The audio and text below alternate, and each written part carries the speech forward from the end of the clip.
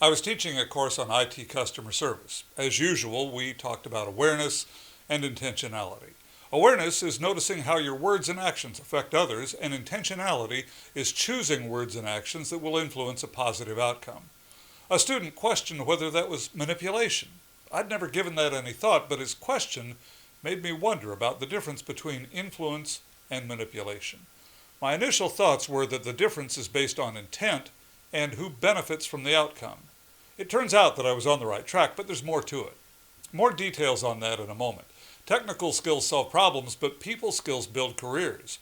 Compassionate Geek online on-demand training empowers IT teams to be easy to work with and create positive customer experiences.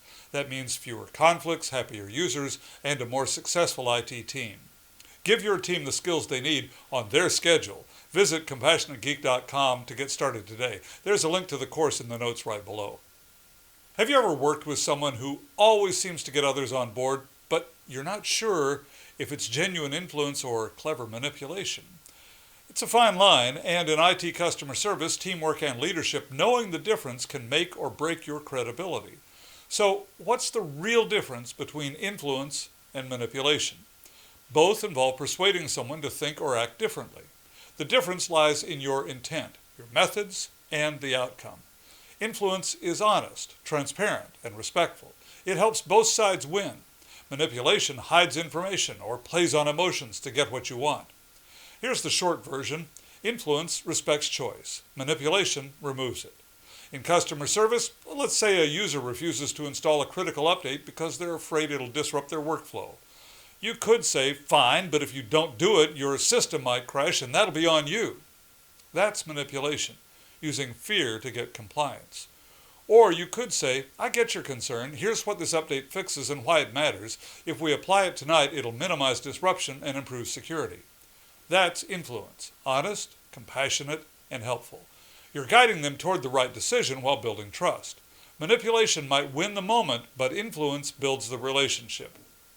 In teamwork, we've all worked with someone who pressures others into agreement. They might say, everyone else has already agreed. Don't be the one holding us back. That's manipulation through guilt. An influential teammate takes a different approach. Here's why this project matters and how it fits our goals. I think your network design skills would be a huge asset. What do you think? That's influence, appealing to logic and respect instead of emotion or ego. It builds engagement instead of resentment. When you influence ethically, people choose to help because they believe in what you're doing. That's how you build collaboration, not compliance. In leadership, manipulative leaders rely on fear or favoritism. They might say, if you can't handle the pressure, maybe this isn't the place for you. That drives obedience, not loyalty. Influential leaders align people around shared goals. They say, here's what we're trying to achieve and why it matters.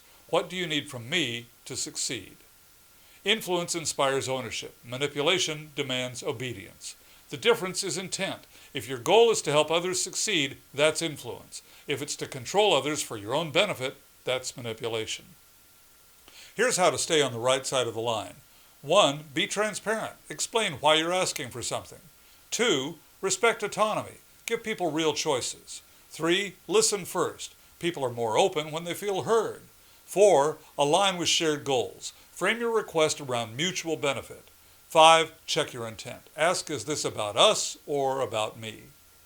Influence takes longer, but it earns you loyalty and trust. Manipulation is faster and toxic.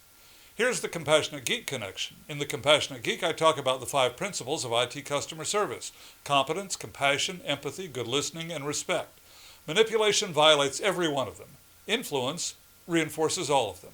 Being a compassionate geek isn't about being soft. It's about using your skills, both technical and human, with honesty, respect, and good intent.